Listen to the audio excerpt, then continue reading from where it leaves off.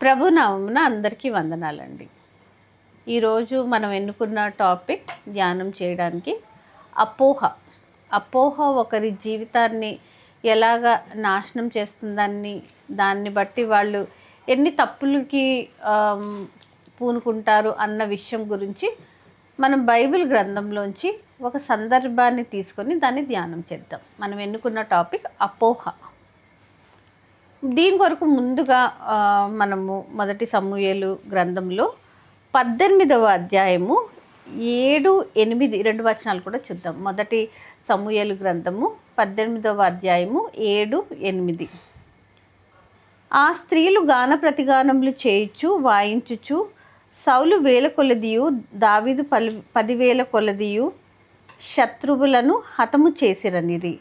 ఆ మాటలు సౌలునకు ఇంపుగా నుండనందున అతడు బహుకోపం తెచ్చుకొని, వారు దావీదునకు 10,000 కొలది అనియు నాకు 1000 కొలది అనియు స్తుతులు పాడిరే, రాజ్యము తప్ప మరి ఏమి అతడు తీసుకొనగలడు అనుకొనేను.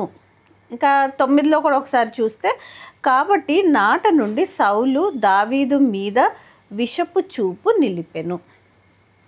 ఫిలిష్తీయుల మీద యుద్ధము చేసి గెలిచి దావీదు వచ్చినప్పుడు అక్కడ స్త్రీలు ఎదుర్కోవడానికి వచ్చినప్పుడు స్త్రీలు పాట పాడుతున్నారు. దావీదు 10,000 మందిని, సౌలు 1000 మందిని హతము చేసిరని గాన ప్రతిగానములు చేస్తారు. చేసినప్పుడు వెంటనే మనం చూస్తే సౌలులో అసూయ చేరుకుంటుంది. అసూయలో ఏంటి, నేను కదా రాజుని, దావీదు నా దగ్గర సైన్యంలో పనిచేస్తున్న అతనికి ఎక్కువ కీర్తి లభిస్తుంది, నాకు తక్కువ లభిస్తుంది అని, అది అసూయ మటుకే కాకుండా ఆ అసూయలోంచి ఒక అపోహకి అతను గురి అయినట్టుగా చూస్తాం. ఇంత కీర్తి దక్కించుకున్న అతను అంటే మనం 9లో చూస్తే, కాబట్టి నాట నుండి సౌలు దావీదు మీద విషపు చూపు నిలిపెను. ఏమని అనుకుంటున్నాడు?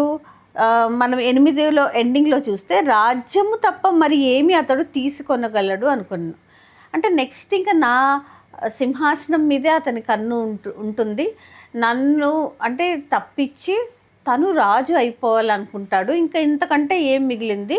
అతను వీరుడి కింద అందరూ ఆల్రెడీ అప్పుడే అప్రిసియేషన్, ప్రైజ్, స్తుతులు పాడుతున్నారు అని అసూయలోంచి ఒక అపోహ, ఆ అపోహను బట్టి ఒక ద్వేషంని ఏర్పాటు చేసుకున్నట్టుగా మనం చూస్తాం.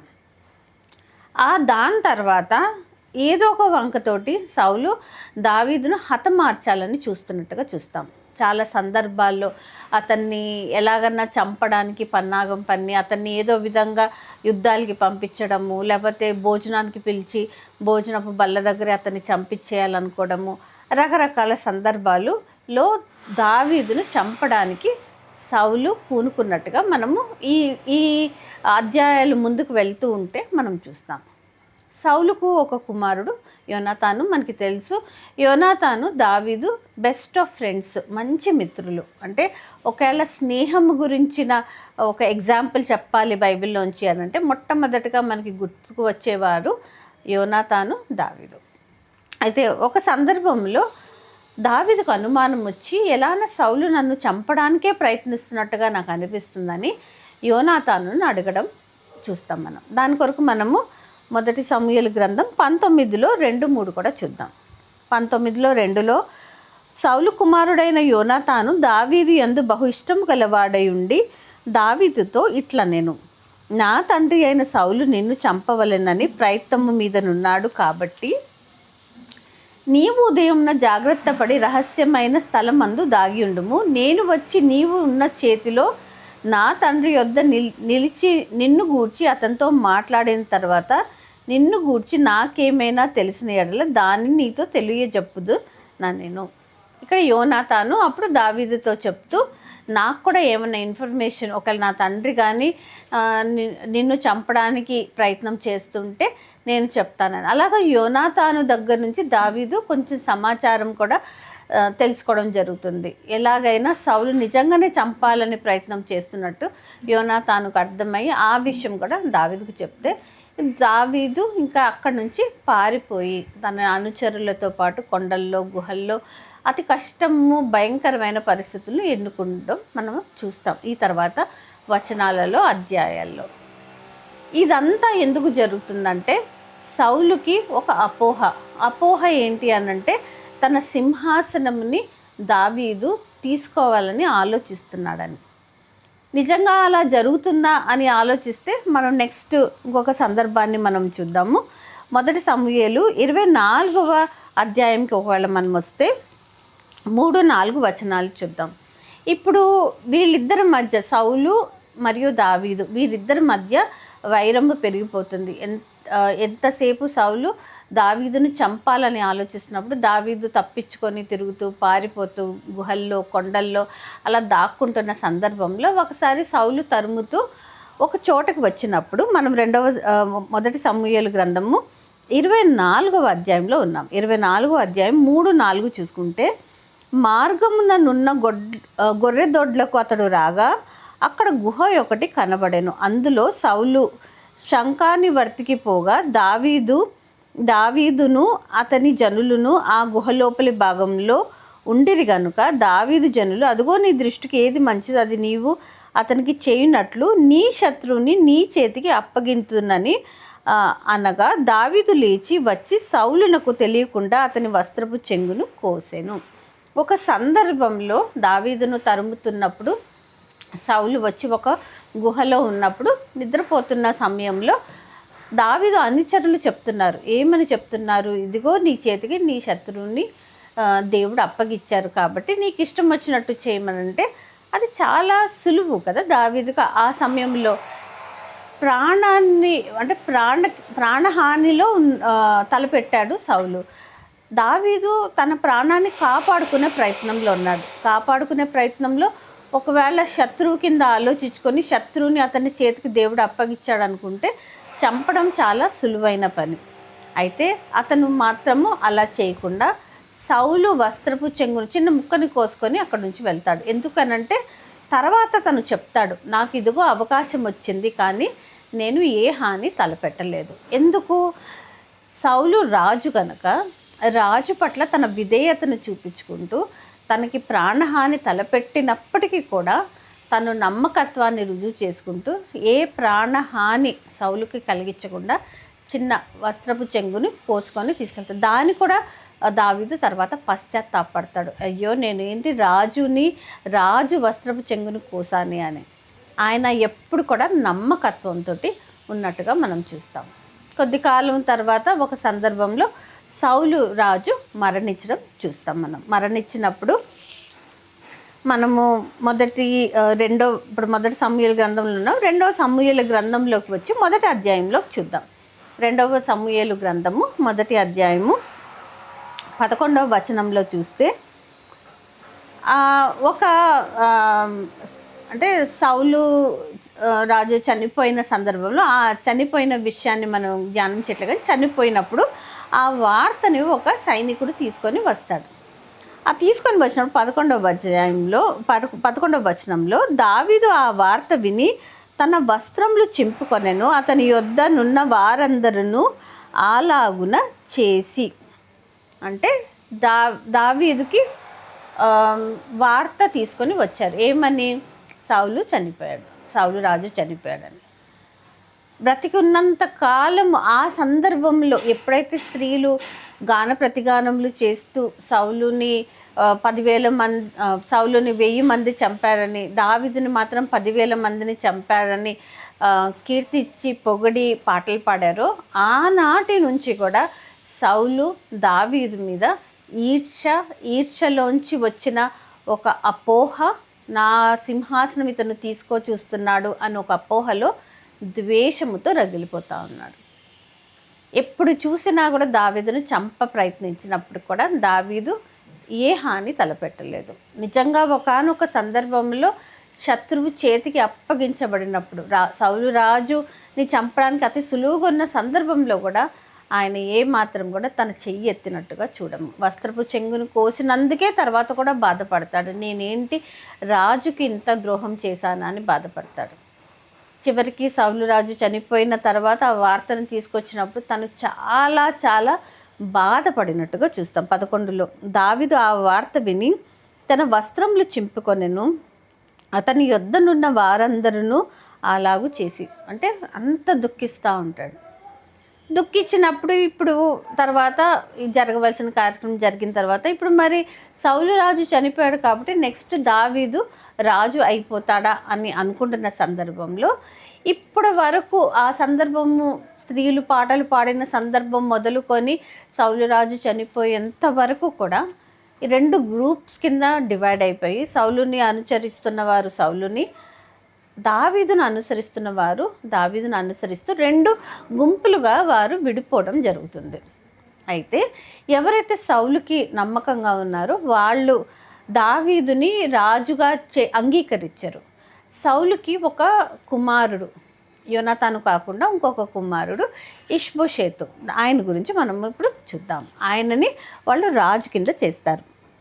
2వ అధ్యాయం 2వ సమూయేలు గ్రంథము 2వ అధ్యాయంలో 8వ వచనం మనం ఒకసారి చూసుకుంటే, నేరు కుమారుడగు అబ్నేరు అను సౌలు యొక్క సేనాధిపతి సౌలు కుమారుడగు ఇష్బోషేతును మహానయమునకు తోడుకొని పోయి గిలాదు వారి మీదను అషేరీయుల మీదను ఎజ్రెయేలు మీదను ఎఫ్రాయిమీయుల మీదను బెన్యామీనీయుల మీదను ఇశ్రాయేలు వారి మీదను రాజుగా అతడికి పట్టాభిషేకము చేశాను. ఎవరిని? ఇష్బోషేతును, సౌలు కుమారుడగు ఇష్బోషేతును రాజుగా అభిషేకము చేశాను. రాజుగా అభిషేకం చేశారు. అంటే సౌలు కుమారుడు ఇష్బోషేతు కాబట్టి రాజు అయిపోయాడు అంటే అది వారసత్వం కింద వచ్చేసిందా అని మనం ఆలోచిస్తే, ఇదంతా జరగక ముందు మనం ఒక సందర్భాన్ని చూద్దాం. 1 సమూయేలు గ్రంథము 16వ అధ్యాయంకి వెళ్తాం. మనం 16వ అధ్యాయంకి వెళ్ళినప్పుడు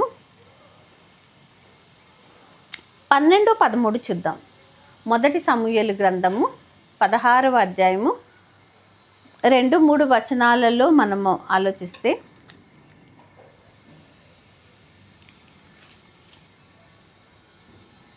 సమూయేలు నేనెట్లు వెళ్ళుదును, నేను వెళ్ళిన సంగతి సౌలు వినిన ఎడల అతడు నన్ను చంపననగా, యెహోవా నీవు ఒక పెయ్యని తీసుకొని యెహోవాకు బలి పశువును వధించుటకై వచ్చినని చెప్పి యెషయిని బల్యర్పణమునకు పిలువుము, అప్పుడు నీవు చేయవలసిన దానిని నీకు తెలియజేతును. ఎవని పేరు నేను నీకు చెప్పుదునో అతనిని నీవు అభిషేకింపవలనని సెలవయ్యగా, సౌలు రాజు కింద అభిషేకించబడిన తరువాత ఒకానొక సందర్భంలో సౌలు దేవుని మాటని విననప్పుడు సమూయేలు చాలా బాధపడతారు. ఆయన ప్రవక్త, ఆయనే అభిషేకించిన వ్యక్తి. బాధపడినప్పుడు దేవుడు సమూయేలుకి ఒక మాట చెప్తారు. యెషయి అనే ఒక అతను ఉన్నాడు, అతని ఇంటికి వెళ్ళి అతని కుమారులలో ఒక కుమారుణ్ణి నీవు రాజు కింద అభిషేకించాలని. అయితే ఆ ఇంటిలో వీళ్ళు ఉంటున్నప్పుడు ఇక్కడికి వచ్చి చూస్తే మనము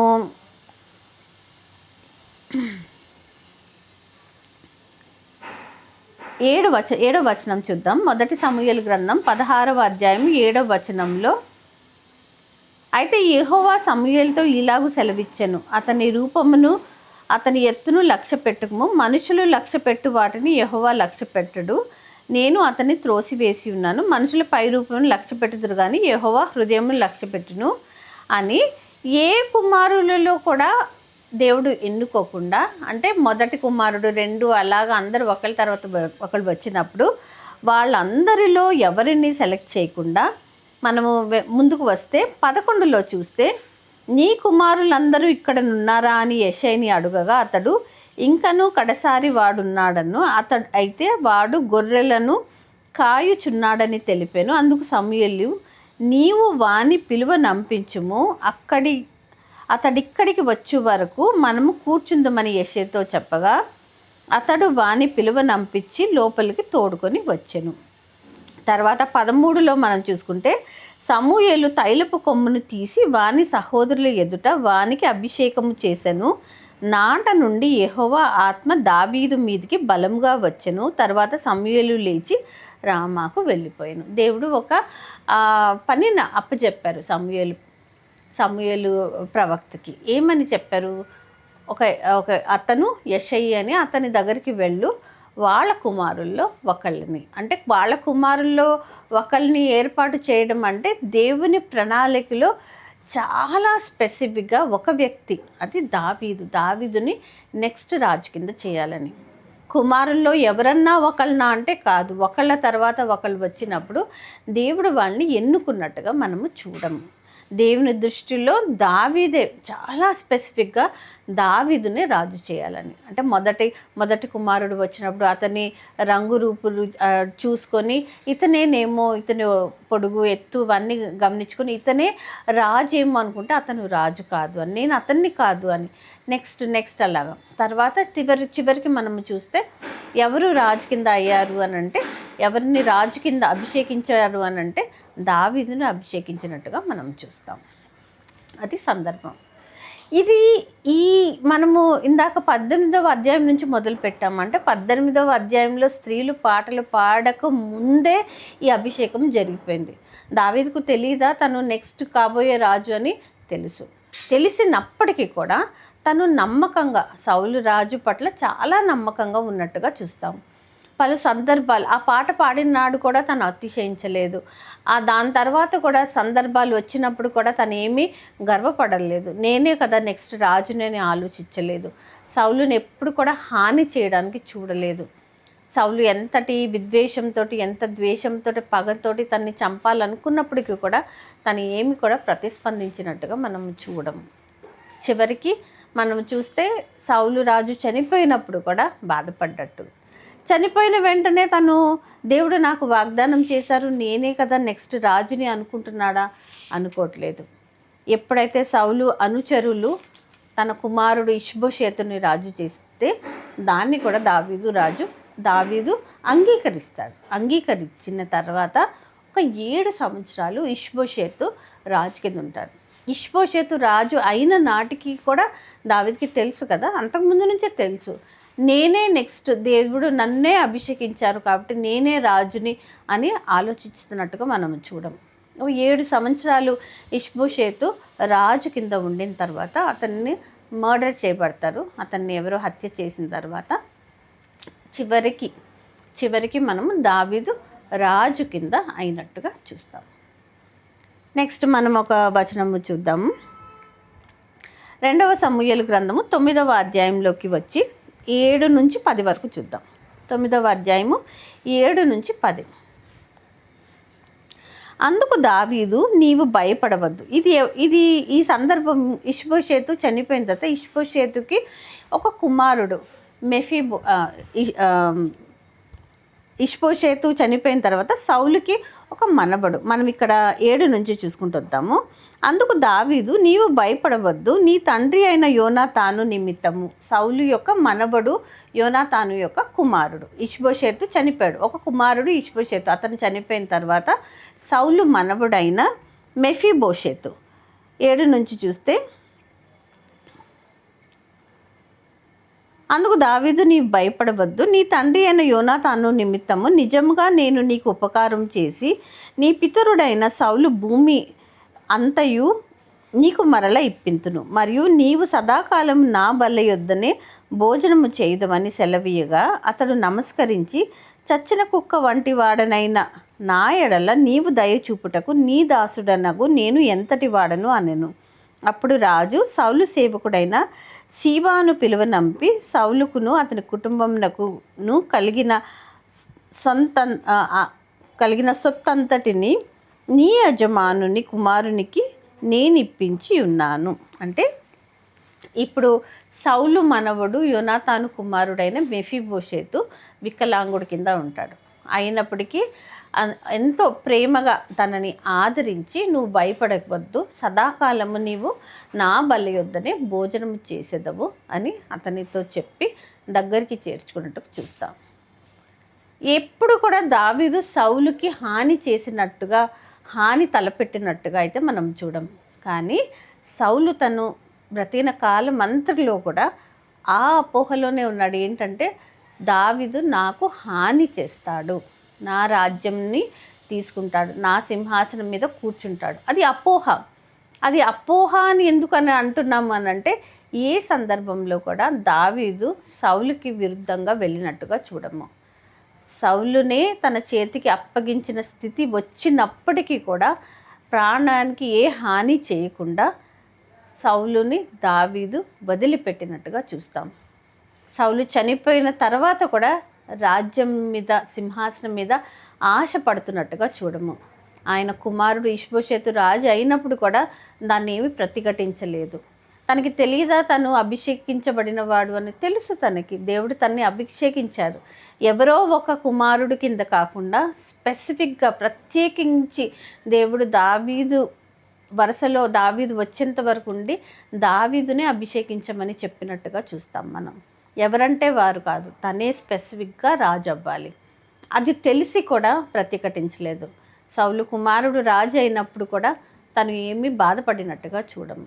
తర్వాత కూడా తను ఎప్పుడైతే రాజు అయ్యాడో సౌలుకున్న మనవడు తన స్నేహితుడు ఫ్రెండ్ అయిన యోనాతాను కుమారుడు మెఫీబోషెతు వచ్చినప్పుడు ఆ మెఫీబోషెతును కూడా ఆదరించినట్టుగా చూస్తాం.